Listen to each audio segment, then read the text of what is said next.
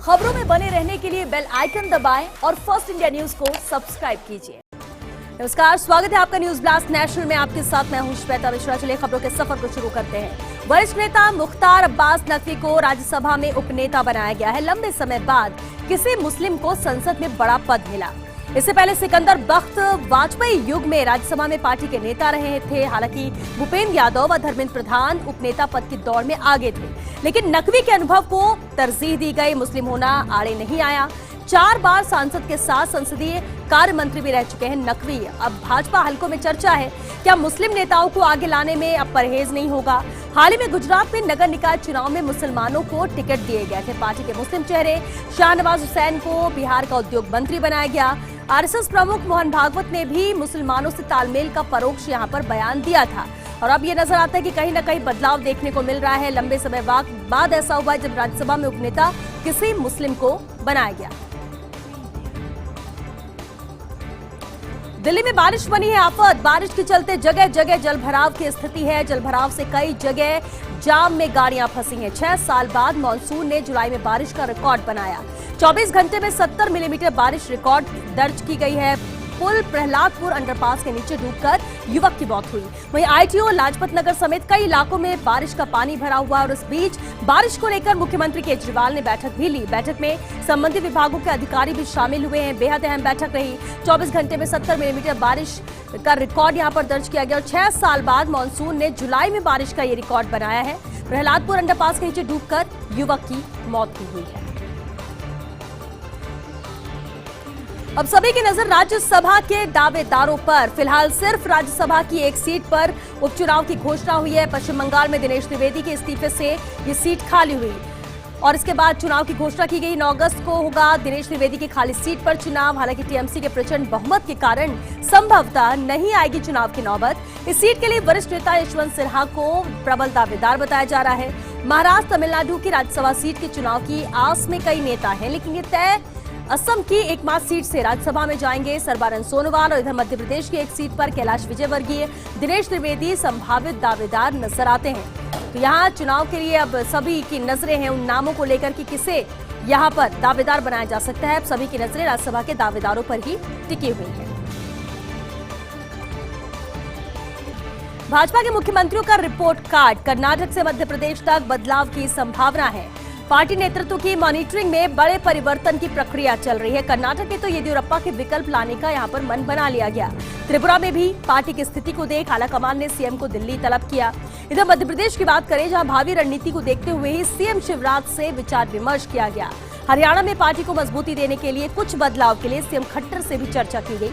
और इतना ही नहीं, पार्टी राजस्थान, छत्तीसगढ़ में भी पार्टी भविष्य का नेतृत्व तैयार कर रही है। और भाजपा के साथ संघ भी नए और युवा नेताओं की एक टीम यहां पर तैयार करना चाहती है। और इसी की कोशिश, इसी को लेकर ही ये कवायद जारी है। कई अहम राज्य हैं। कर्नाटक की बात कर ले तो यहाँ येदियुरप्पा के विकल्प लाने का मन बनाया गया है। त्रिपुरा में भी पार्टी की स्थिति को देख आलाकमान ने सीएम को दिल्ली तलब किया। मध्य प्रदेश की बात कर ले तो यहाँ भावी रणनीति को देखते हुए ही सीएम शिवराज से विचार विमर्श किया गया। हरियाणा में भी पार्टी को मजबूती देने के लिए कुछ बदलाव के लिए सीएम खट्टर से भी चर्चा की गई है। उत्तर प्रदेश में भाजपा और संघ में तालमेल पर फोकस है। चित्रकूट में हुई थी राष्ट्रीय स्वयंसेवक संघ की बैठक। उसके बाद लखनऊ में हुई भाजपा कार्यकारिणी की बैठक। इन बैठकों के बाद संघ और भाजपा नेताओं की बैठक हुई। दत्तात्रेय होसबोले, बीएल संतोष, योगी आदित्यनाथ, केशव प्रसाद मौर्य, दिनेश शर्मा, स्वतंत्र देव सिंह, सुनील बंसल और अन्य नेता बैठक में शामिल थे। भाजपा और संघ का तालमेल मजबूत करने पर यहां विचार किया जा रहा है। लेकिन चित्रकूट में राष्ट्रीय स्वयंसेवक संघ की बैठक हाल में हुई थी। उत्तर प्रदेश में भाजपा और संघ में तालमेल पर ही पूरा फोकस नजर आता है। इस लिहाज से बैठक हुई थी। अहम बैठक थी भाजपा कार्यकारिणी की बैठक। और इन बैठकों के बाद संघ और भाजपा नेताओं की बैठक हुई, जिसमें दत्तात्रेय होसबोले, बीएल संतोष, योगी आदित्यनाथ, केशव प्रसाद मौर्य, दिनेश शर्मा, स्वतंत्र देव सिंह, सुनील बंसल और अन्य नेता भी शामिल हुए। फिलहाल पंजाब मसले पर तकरार जारी है। कैप्टन अमरिंदर और सिद्धू के बीच तकरार है। जानकार सूत्रों के हवाले से यह खबर मिल रही है। पंजाब सीएम कैप्टन अमरिंदर ने 21 जुलाई को बैठक बुलाई है। पंचकुला के एक होटल में अमरिंदर ने बैठक बुलाई है। पंजाब कांग्रेस सांसदों को न्योता दिया गया। हालांकि कैप्टन ने सिद्धू को नहीं बुलाया इस बैठक में और ऐसे में दोनों की मुलाकात पर असमंजस बरकरार है। सिद्धू ने सुनील जाखड़ से पंचकुला स्थित उनके आवास पर मुलाकात की। इसके बाद उन्हें साथ लेकर मंत्री रजिया सुल्ताना के घर पहुंचे। रजिया सुल्ताना के घर गर्मजोशी से सिद्धू का स्वागत हुआ और इस पूरे घटनाक्रम के बीच आज लोकसभा में भी दिलचस्प नजारा देखने को मिला। राहुल गांधी और अमरिंदर की धर्मपत्नी परनीत के बीच चर्चा होती नजर आई। करीब 20 मिनट तक दोनों के बीच सदन में चर्चा हो रही थी। संभवतः पंजाब प्रकरण को लेकर दोनों के बीच विस्तृत बातचीत हुई होगी। ये माना जा रहा है कि पंजाब का जिस तरह का प्रकरण इसी को लेकर बातचीत हुई, क्योंकि करीब 20 मिनट तक दोनों के बीच बातचीत होती रही। इधर अगर बात करें सिद्धू की, तो सुनील जाखड़ से पंचकुला स्थित उनके आवास पर उन्होंने मुलाकात की और इसके बाद मंत्री रजिया सुल्ताना के घर भी पहुंचे। रजिया सुल्ताना के घर गर्मजोशी से सिद्धू का स्वागत हुआ।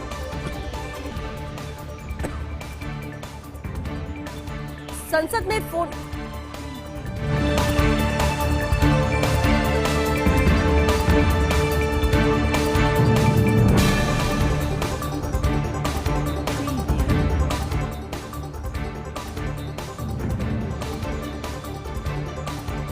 इधर संसद में फोन टैपिंग पर बवाल। विपक्ष ने फोन टैपिंग की स्वतंत्र जांच की मांग की है। लोकसभा और राज्यसभा दोनों सदनों में हंगामा हुआ। हंगामे के चलते ही बार बार स्थगित करनी पड़ी कार्यवाही। फोन टैपिंग पर संचार मंत्री अश्विनी वैष्णव ने भी बयान दिया। उन्होंने कहा, फोन टैपिंग से जासूसी के आरोप गलत है। लीक डेटा का जासूसी से कोई लेना देना ही नहीं है। फोन टैपिंग की रिपोर्ट गलत है। फोन टैपिंग पर सरकार का प्रोटोकॉल सख्त है। ये लोकतंत्र को बदनाम करने की साजिश है। मॉनसून सत्र की शुरुआत के एक दिन पहले इस स्टोरी को लाया गया। ये सब संयोग नहीं हो सकता। पहले भी व्हाट्सएप पर पेगासस के इस्तेमाल को लेकर ऐसे दावे किए गए और उन रिपोर्ट्स में भी कोई फैक्ट नहीं थे और उन्हें सभी ने नकारा था।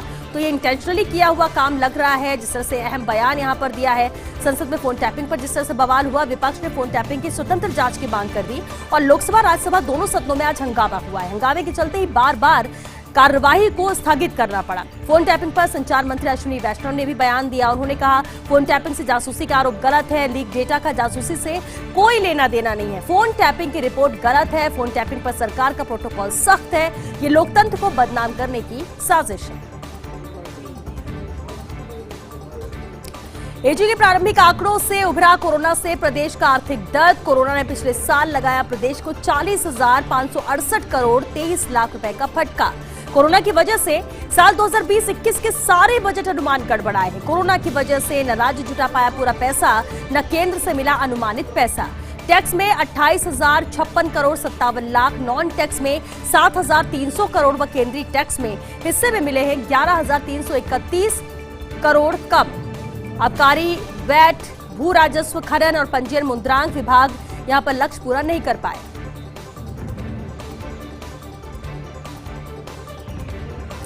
सोशल मीडिया पर छाए छाताधारी मोदी। आज संसद में जब मीडिया को बयान दे रहे थे तब लगातार बारिश हो रही थी उस जगह पर और ऐसे में पीएम मोदी ने अपने लिए खुद पकड़े रखा छाता। मोदी की ये फोटो सोशल मीडिया पर वायरल हो रही है। वहीं भाजपाई भी लगे हाथों कांग्रेस पर तंज कस रहे हैं। कांग्रेस के पूर्व प्रधानमंत्रियों की फोटो के साथ शेयर की है ये तस्वीर।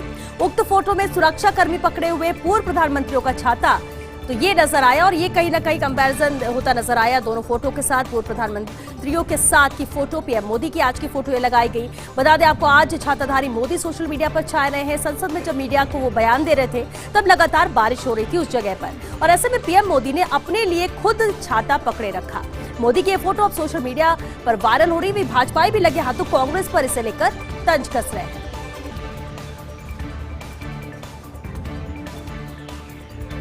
आईपीसी की धारा 124(a) के तहत सुप्रीम कोर्ट में याचिका दायर। देशद्रोह के अपराध की संवैधानिक वैधता को चुनौती देने वाली 5वीं याचिका दायर की गई। चीफ जस्टिस एनवी रमन्ना की बेंच देशद्रोह के कानून पर सुनवाई कर रही है। 2 महिला पत्रकार पैट्रिसिया मुखिम, अनुराधा भसीन द्वारा ये याचिका दायर की गई। याचिका में कहा गया, जब तक इस कानून को हटा नहीं दिया जाता तब तक पत्रकारों को डराने, चुप कराने और दंडित करने के लिए राजद्रोह अपराध का इस्तेमाल बेरोक जारी रहेगा।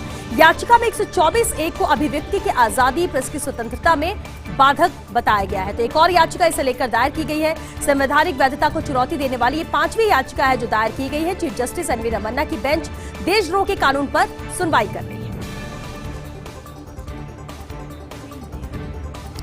झारखंड कांग्रेस कलह चलेगा लंबा। सत्तारूढ़ गठबंधन में तो आपस में काफी सद्भाव है, लेकिन कांग्रेस पार्टी के अंदर कलह नहीं थम रही है। कुछ कांग्रेस विधायकों के दिल्ली दौरे से प्रदेश में हलचल रही है। राज्य प्रशासन ने इस घटनाक्रम से सरकार को अलर्ट किया है। फिर प्रदेश सरकार ने कांग्रेस नेतृत्व को पूरी जानकारी से लेकर दी। तो पार्टी नेतृत्व ने संकट सुलझाने का सुबोध कांत सहाय को टास्क दिया, क्योंकि मंत्री पद चाहने की कांग्रेस विधायकों में यहाँ होड़ लगी हुई है। कि उन्हें मंत्री पद यहां मिल जाए। सत्तारूढ़ गठबंधन में तो आपस में काफी सद्भाव नजर आता है, लेकिन कांग्रेस पार्टी के अंदर कलह थमती नजर नहीं आ रही। भाजपा किसान मोर्चा की बड़े स्तर पर रणनीति है। पीएम की किसान कल्याणकारी योजनाओं के प्रचार को लेकर खास तैयारी है। 20 और 21 जुलाई को भाजपा किसान मोर्चा की कार्य समिति की बैठक हुई। 20 जुलाई को सुबह 11:30 बजे सतीश पुनिया उद्घाटन करेंगे। मोर्चा के प्रभारी माधोराम चौधरी का भी संबोधन होगा। संगठन संरचना पर माधोराम चौधरी बोलेंगे। भाजपा के राष्ट्रीय महामंत्री सीटी रवि का यहां संबोधन होगा और मोदी सरकार की किसान कल्याण योजनाओं पर भी संबोधन होगा।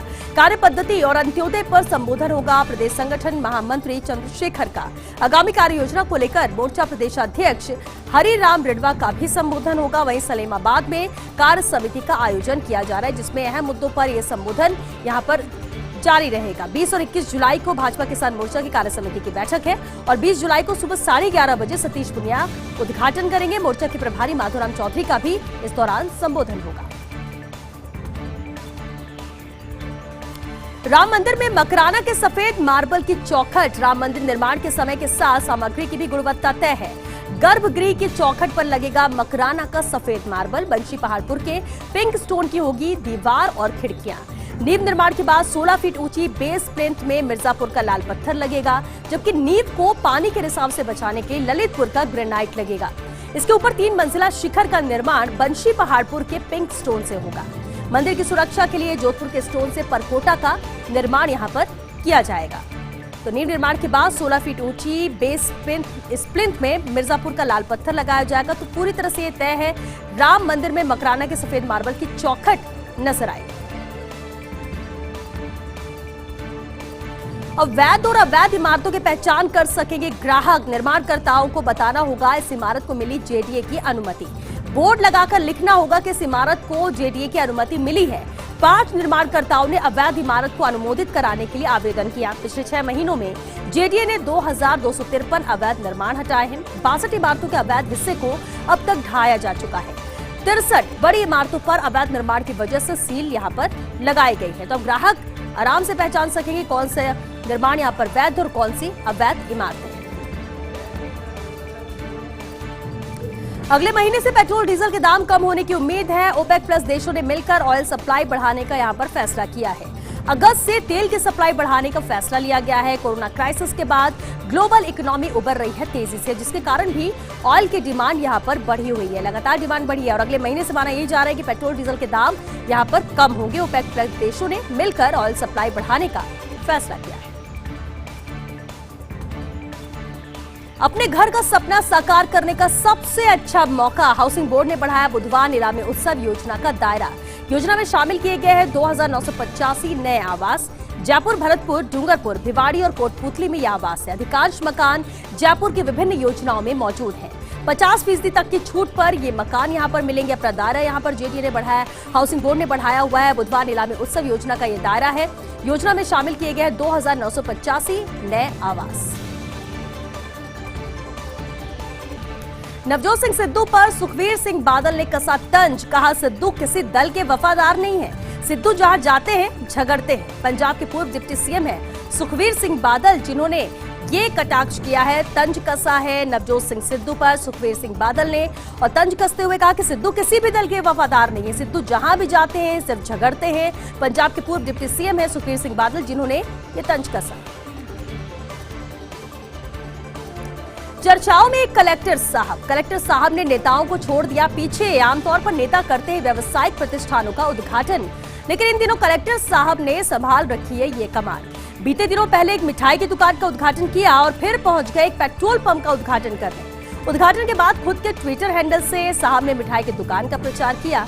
अब सोशल मीडिया पर ट्रोल हो रहे हैं कलेक्टर साहब। जिले में विधायकों से खराब संबंधों को लेकर पहले से चर्चा में है ये कलेक्टर साहब। अलबत्ता फिलहाल डांग क्षेत्र से जुड़े जिले में कलेक्टर हैं ये साहब, जो कि अब चर्चाओं में नजर आ रहे हैं, ट्रेंड भी होते नजर आते हैं। जब कलेक्टर साहब ने नेताओं को पीछे छोड़ दिया है। आमतौर पर नेता ही व्यावसायिक प्रतिष्ठानों का उद्घाटन करते हैं, लेकिन इन दिनों ये कलेक्टर साहब है जिन्होंने पूरी कमान संभाल रखी है।